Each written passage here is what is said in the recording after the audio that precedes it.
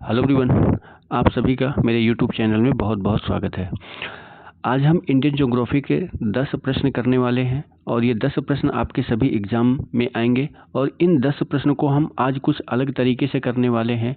तो वीडियो को पूरा देखें और जो भी स्टूडेंट, जो भी बच्चे अगर मेरे टेलीग्राम चैनल पे नहीं जुड़े हुए हैं तो वो ज्वाइन करें। लिंक आपको वीडियो के नीचे डिस्क्रिप्शन बॉक्स में मिल जाएगा। और वीडियो कैसा लगता है कमेंट के माध्यम से आप इसको ज़रूर बताया करें ताकि मैं अगला वीडियो जल्दी से जल्द ला पाऊँ। ठीक है, तो स्टार्ट करते हैं आज का पहला क्लास। देखते हैं आज का पहला प्रश्न क्या दिया हुआ है। पहला प्रश्न यहाँ पे अगर आप देख पा रहे हो क्या बोल रहा है कि निम्नलिखित में से कौन सी नदी ज्वार नदमुख बनाती है। ऑप्शन गंगा नदी, ताप्ती नदी, गोदावरी नदी और महानदी। तो ऑप्शन बी, ये जो ताप्ती नदी है ये ज्वार नदमुख का निर्माण करती है। अब ताप्ती नदी के बारे में अगर हम थोड़ा सा यहाँ पे डिस्कशन करें तो ताप्ती नदी के बारे में पहले देखो, पहला पॉइंट क्या दिया हुआ है। ताप्ती नदी मध्य प्रदेश के बैतूल जिले के मुल्ताई की पहाड़ी से निकलती है। अगर आपसे कोई पूछता है कि ताप्ती नदी कहाँ से निकलती है तो बोल सकते हैं मध्य प्रदेश, बैतूल नाम जिला है और वहाँ मुल्ताई की पहाड़ी है, वहाँ से निकलती है। दूसरा पॉइंट क्या दिया है कि पश्चिम की ओर नर्मदा के लगभग समांतर एक द्रोणी बेसन में 724 किलोमीटर ये लंबाई इसकी दी गई है यहाँ, और बहती हुई खंभात की खाड़ी में जाके गिर जाती है। और खंभात की खाड़ी अगर पूछता है कि कहाँ स्थित है तो इसको बोल सकते हैं कि ये अरब सागर में स्थित है, जो पश्चिम भारत के पश्चिम दिशा में है। अगला क्या दिया हुआ है, यह नदी भ्रंश घाटी, ये क्वेश्चन कई बार आया है कि भ्रंश घाटी में कौन कौन सी नदियां बहती हैं। तो भ्रंश घाटी में भारत की सिर्फ 2 नदियां बहती हैं। एक आपकी नर्मदा नदी बहती है, और दूसरी आपकी ये ताप्ती नदी बहती है, जो एक दूसरे के समांतर ऐसे पश्चिम की ओर बहती हैं, भ्रंश घाटी में प्रवाहित होती है, रिफ्ट वैली बोलते हैं, तथा ज्वार नदमुख का निर्माण करती है। तो ये हो गया आपका पहला प्रश्न। बढ़ते हैं क्वेश्चन नंबर अगले। दूसरा प्रश्न आप लोग के सामने दिया हुआ है कि भारत की सबसे लंबी झील कौन सी है। तो भारत की सबसे लंबी झील जो है वो आपकी वेमनाड झील है। कौन सी? ऑप्शन नंबर डी हो जाएगा, वेमनाड झील। अब वेमनाड झील के बारे में थोड़ा सा हम देख लेते हैं। पहला पॉइंट क्या दिया है, पहला पॉइंट यहाँ पे दिया है कि भारत की सबसे लंबी झील वेमनाड झील है, जो एक लैगूर झील का उदाहरण है। मतलब आप ये बोल सकते हैं कि ये अगर क्वेश्चन आता है कि वेमनाड झील किस प्रकार की झील है तो आप बताएंगे कि वेमनाड झील लैंगूर झील है। यहाँ पर कयाल पाए जाते हैं जो मछली पकड़ने व नौकायान के लिए प्रयोग किए जाते हैं। इसे पुण्यमता झील भी कहते हैं। वेमनाड झील किस राज्य में स्थित है तो अगर आप क्वेश्चन पूछेगा तो क्या बताएंगे, केरल राज्य में ये स्थित है। ठीक है, बढ़ते हैं क्वेश्चन नंबर अगले पे। क्वेश्चन नंबर अगला प्रश्न दिया हुआ है कि अलकनंदा और भागीरथी नदियों का संगम स्थल क्या है, मतलब किस स्थान पर दोनों मिलती हैं। तो इस प्रश्न का आंसर सभी लोग जानते होंगे, क्या बोलते हैं, देवप्रयाग में दोनों नदियां आपस में मिलती हैं और वहीं से मिलने के बाद इसका नाम क्या पड़ जाता है, गंगा नदी पड़ जाता है। अब गंगा नदी की लंबाई सभी लोग कमेंट करके बताएंगे गंगा नदी की लंबाई कितनी है। ठीक है, अब यहाँ पे इसके बारे में थोड़ा सा 2 पॉइंट है, इसको ध्यान दे लेते हैं। क्या दिया है कि देवप्रयाग में अलकनंदा और भागीरथी नदियों का संगम स्थल है, जहाँ से दोनों नदियों की संयुक्त धारा को गंगा के नाम से जाना जाता है। भागीरथी उत्तराखंड के गोमुख, यानी आप ये बोल सकते हैं कि भागीरथी कहाँ निकलती है, गोमुख ग्लेशियर है वहाँ से निकलती है। स्थान से 24 किलोमीटर लंबे गंगोत्री हिमनद यानी गंगोत्री ग्लेशियर से भागीरथी नदी निकलती है और वहीं से 24 किलोमीटर दूर ये देवप्रयाग में वहाँ पे मिलती है, फिर गंगा का निर्माण होता है। ठीक है, तो आप लोगों के लिए एक मेरा प्रश्न है कि गंगा नदी किन किन राज्यों से होकर बहती है, ये कमेंट में आप इनका आंसर मुझे कमेंट करके बताएंगे। चलिए बढ़ते हैं क्वेश्चन नंबर अगले में। अगला प्रश्न आपका दिया हुआ है कि सिंधु नदी का उद्गम स्रोत क्या है। सिंधु नदी कहाँ से निकलती है। पहले देखो, हिंदुकुश पर्वतमाला है, काराकोरम है, हिमालय है, कैलाश पर्वतमाला है। तो सिंधु नदी के बारे में अगर मैं बताऊं तो ऑप्शन नंबर डी आपका करेक्ट हो जाएगा, कैलाश पर्वत श्रेणी से सिंधु नदी निकलती है। इसके बारे में थोड़ा सा जानकारी ले लेते हैं। सिंधु नदी तिब्बत के कैलाश पर्वतमाला के मानसरोवर झील से निकलती है, मानसरोवर झील से। अब यहाँ पे देखो, अगर ये ऑप्शन में दिया है तो मानसरोवर झील आप लगाएंगे। अगर मानसरोवर झील भी दिया है और इसके अलावा अगर एक स्थान का नाम है जिसका नाम हम यहाँ पे बोल सकते हैं बोखरचू, बोखरचू, यानी प्रॉपर अगर बोला जाएगा कि बोखरचू नामक स्थान से सिंधु नदी का उद्गम होता है। बोखरचू मानसरोवर से ब्रह्मपुत्र नदी भी निकलती है। अगली बात करते हैं कि देखो, यह पश्चिमी तिब्बत, भारत, पाकिस्तान में प्रवाहित होते हुए अरब सागर में जाके मिल जाती है। ठीक है, इसकी कुल लंबाई कितनी है? 2880 या 2900 किलोमीटर इसकी टोटल लंबाई है सिंधु नदी की। अगर क्वेश्चन आपका आता है कि भारत में इसका प्रवाह क्षेत्र कितना है, तो क्या बताएंगे? 1114 किलोमीटर भारत में बहती है। ठीक है, तो आपको इसमें एक प्रश्न में आपको देना है कमेंट बॉक्स में कि सिंधु नदी भारत में कहाँ से इंटर करती है, किस स्थान से, यानी किस स्थान से भारत में प्रवेश करती है और किस स्थान से भारत से निकलती है। उन दोनों स्थानों का नाम आपको कमेंट बॉक्स में बताना है। चलिए बढ़ते हैं प्रश्न नंबर अगले में। अगला प्रश्न दिया है कि भारत का सबसे बड़ा ज्वार नद किस नदी के मुहाने पर स्थित है? तो यानी देखो 4 ऑप्शन दिए गए हैं, तो इसका आपका हो जाएगा कि नर्मदा नदी।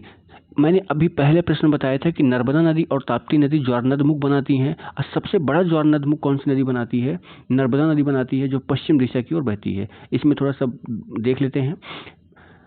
भारत के पश्चिम में प्रवाहित होने वाली नर्मदा नदी के मुहाने पर सबसे बड़ा ज्वार नदमुख स्थित है। यह नदी विंध्याचल पर्वत है और सतपुड़ा पर्वत के बीच में भ्रंश घाटी से होते हुए जो खंभात की खाड़ी में गिरती है। अगर मैं आपको इसका थोड़ा सा डायग्राम बताऊं तो यहाँ पे हम ये समझ लेते हैं कि ये आपका विंध्याचल पर्वत है। ये आपका क्या है मेरे भाई? विंध्याचल पर्वत है, और यहाँ से अमरकंटक से ये नर्मदा नदी निकलती हुई है। इसके बाद यहाँ पे अगला आपका सतपुड़ा रेंज है, सतपुड़ा पर्वत है इनके बीच में, यानी विंध्याचल पर्वत और सतपुड़ा पर्वत के बीच में नर्मदा नदी है, और इसी के नीचे यहाँ बैतूल से मध्य प्रदेश से ये आपकी ताप्ती नदी निकलती है। तो पहले आपका विंध्याचल पर्वत है, इसके बाद नर्मदा नदी है, इसके बाद सतपुड़ा पर्वत है, और इसके बाद ताप्ती नदी है। ये 4 क्रम आपको याद रखना है। इनका क्रम भी पूछ लेता है कभी कभी कि इनका क्रम क्या होगा उत्तर से दक्षिण में। तो सबसे ऊपर आपका विंध्याचल पर्वत है, उसके नीचे नर्मदा नदी है, उसके बीच में फिर सतपुड़ा पर्वत है, और सबसे नीचे आपकी ताप्ती नदी है। ठीक है, चलिए बढ़ते हैं अगले प्रश्न पर। अगला प्रश्न दिया है कि ब्रह्मपुत्र नदी उद्गम से लेकर डेल्टा तक निम्न में से किन किन देशों को पार करती है? यानी जो आपकी ब्रह्मपुत्र नदी है कितने देशों से होकर जाती है? तो ब्रह्मपुत्र नदी जो है चीन, भारत और बांग्लादेश से होकर ऑप्शन नंबर सी इसका करेक्ट हो जाएगा। इसका पहला पॉइंट देखो क्या दिया गया है। पहला पॉइंट यहाँ है कि ब्रह्मपुत्र नदी तिब्बत में कैलाश पर्वत मानसरोवर झील से निकलती है। चीन में इसको सांगपो कहा जाता है, भारत में दिहांग ब्रह्मपुत्र कहा जाता है। ठीक है, बांग्लादेश में इसको जमुना कहा जाता है। प्रवाहित होने के बाद यह बंगाल की खाड़ी में गिरती है। जैसे ही बांग्लादेश में यहाँ से ये नदी ऐसे निकल के आती है बांग्लादेश में, तो इधर से गंगा निकल के आती है, और जहाँ मिलती हैं, मिलने के बाद यहाँ से आपकी एक बराक नदी आती है, और यहाँ मिलन बिंदु को इसको क्या कहते हैं? मेघना के नाम से जानते हैं। आपको कमेंट करके ये बताना है कि गंगा नदी को बांग्लादेश में किस नाम से जाना जाता है? सभी लोग कमेंट करके बताएंगे। चलिए अगला क्वेश्चन क्या दिया हुआ है? निम्नलिखित को सुमेलित करना है, यानी यहाँ पे आपको इसका सुमेलित बताना है कि कौन सी नदी और कौन से शहर के किनारे स्थित है। बहुत ही बढ़िया प्रश्न दिया हुआ है। यानी ये गोमती नदी, तो गोमती नदी की अगर बात करूं तो गोमती नदी के किनारे आपका लखनऊ शहर स्थित है। सभी को पता होगा गोमती नदी के किनारे लखनऊ शहर स्थित है। ब्रह्मपुत्र नदी के किनारे गुवाहाटी शहर स्थित है, ये असम में स्थित है। ठीक है, अगला अगर मैं पॉइंट बात करूं, गोदावरी आपकी कहाँ जाएगी? गोदावरी आ जाएगी आपकी राजमुद्री। गोदावरी के किनारे राजमुद्री है, और कावेरी के किनारे तिरुचिल्लापल्ली है। कावेरी के किनारे तिरुचिल्लापल्ली है। ठीक है, तो ये इसका करेक्ट हो जाएगा, यानी ए पहले का चौथा और दूसरे का आपका पहला, तो यानी ऑप्शन नंबर सी इसका क्या हो जाएगा, ऑप्शन नंबर ये जो सी यहाँ पे दिया हुआ है ये आपका क्या हो जाएगा, करेक्ट हो जाएगा। ठीक है, चलिए बढ़ते हैं अगले प्रश्न पर। अगला प्रश्न आपका दिया हुआ है, क्षेत्रफल की दृष्टि से भारत का सबसे छोटा राज्य कौन सा है। तो क्षेत्रफल की दृष्टि से सबसे छोटा राज्य सभी को पता होगा गोवा है। गोवा का क्षेत्रफल जो है सबसे छोटा है। क्षेत्रफल की दृष्टि से भारत का सबसे छोटा राज्य क्या है, गोवा है, जो यहाँ पे ये है कि 3702 किलोमीटर, पॉइंट नहीं है, 3702 किलोमीटर में ये फैला हुआ है। क्षेत्रफल की दृष्टि से भारत का सबसे बड़ा राज्य कौन सा है, राजस्थान है। इसका क्षेत्रफल आपको दिया है, आप मुझे कमेंट करके बताएंगे पहले स्थान पर राजस्थान आ रहा है, तो दूसरे, तीसरे और चौथे स्थान पर कौन कौन से राज्य आते हैं क्षेत्रफल की दृष्टि से भारत के। ठीक है, सभी लोग आंसर कमेंट करके बताएंगे। चलिए बढ़ते हैं अगले प्रश्न पर। अगला प्रश्न आप लोगों के सामने दिया है कि भारत का सबसे बड़ा संघ शासित प्रदेश राज्य कौन सा है, मतलब केंद्र शासित प्रदेश के बारे में पूछ रहा है, कौन सा है। जम्मू कश्मीर, लद्दाख, अंडमान निकोबार द्वीप समूह, लक्षद्वीप। तो सबसे बड़ा आपका क्या है, ऑप्शन बी, लद्दाख सबसे बड़ा है। क्षेत्रफल की दृष्टि से भारत का सबसे बड़ा संघ शासित प्रदेश लद्दाख है। इसका क्षेत्रफल दिया है यहाँ पे 1,68,055 वर्ग किलोमीटर, जिसकी राजधानी क्या है, लेह है। इसके बाद कौन कौन से आते हैं, जम्मू कश्मीर आता है, इसके बाद फिर अंडमान निकोबार आता है, फिर दिल्ली आता है, दमन द्वीप आता है, दादर नगर हवेली आता है, पुदुचेरी आता है, चंडीगढ़ आता है, लक्षद्वीप का स्थान आता है। ये इनका क्रम है, आप इनको याद कर सकते हो। ठीक है, चलिए बढ़ते हैं अगले नंबर क्वेश्चन में। क्वेश्चन नंबर ये आपका आखिरी है, लास्ट क्वेश्चन है। अब ये वाला प्रश्न आपका क्या बोल रहा है कि रेड क्लिफ लाइन निम्नलिखित में से किन दो देशों के बीच सीमा रेखा बनाती है। तो रेड क्लिफ रेखा ये आप सभी को पता होगा कि भारत और पाकिस्तान के बीच में स्थित है। यहाँ पे अगर देखो कि रेड क्लिफ रेखा भारत और पाकिस्तान की सीमा पर बनाती है। 17 अगस्त 1947 को भारत विभाजन के बाद सर सिरिल रेडक्लिफ द्वारा यह रेखा निर्धारित की गई थी। यानी यहाँ पे इन्होंने इसी रेखा का निर्धारण किया था और इन्हीं के नाम पर यह रेखा का नाम दे दिया गया था। ठीक है, तो ये रहे आपके आज के 10 प्रश्न। ये वीडियो कैसा लगा कमेंट के माध्यम से आप सभी लोग आंसर बताएंगे, और जो मैंने आपसे क्वेश्चंस पूछा है वो भी आप इसको कमेंट में बताएंगे।